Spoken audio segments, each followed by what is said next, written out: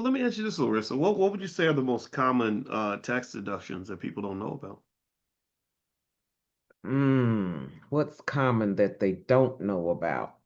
Well, writing off your office. I see a lot of tax returns that nobody's taking a deduction for their office space. Now, you don't have to go out and have an office space away from your home. You can work at home and write off your office space, but they don't realize the complexity of that computation. So they're not getting the write off for everything. So let's assume you have 10% of your home allotted to your office.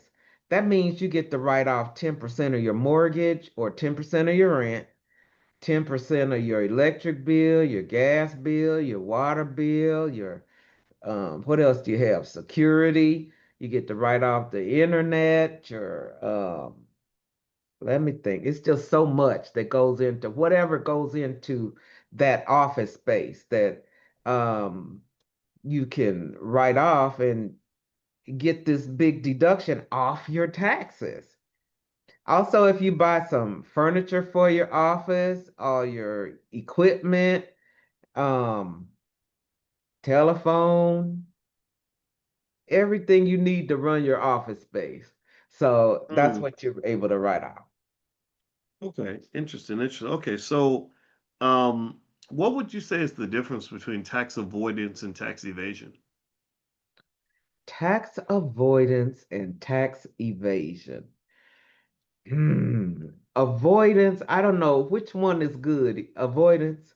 Avoidance, yeah. So avoidance means you're going to follow the rules and do what the IRS says you can do so that you don't have to pay the taxes. Evasion means you're probably telling a few fairy tales about what happened in your finances and what you actually did in order to get that tax liability down. So you're or doing something illegal so that you're evading those taxes.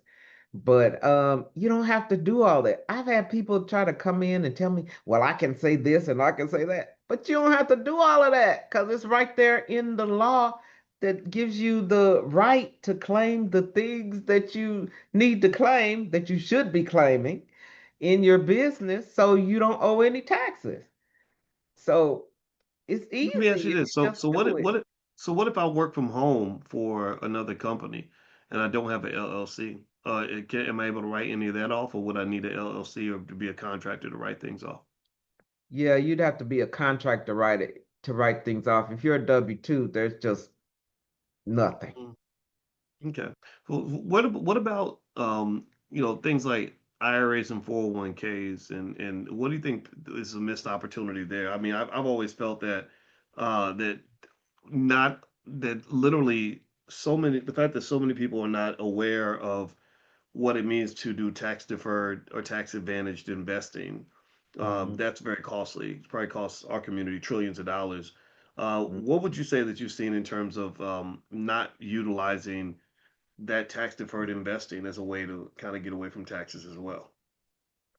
Well, a lot of people, what I see a lot of investors doing is using a Roth IRA, self-directed Roth IRA.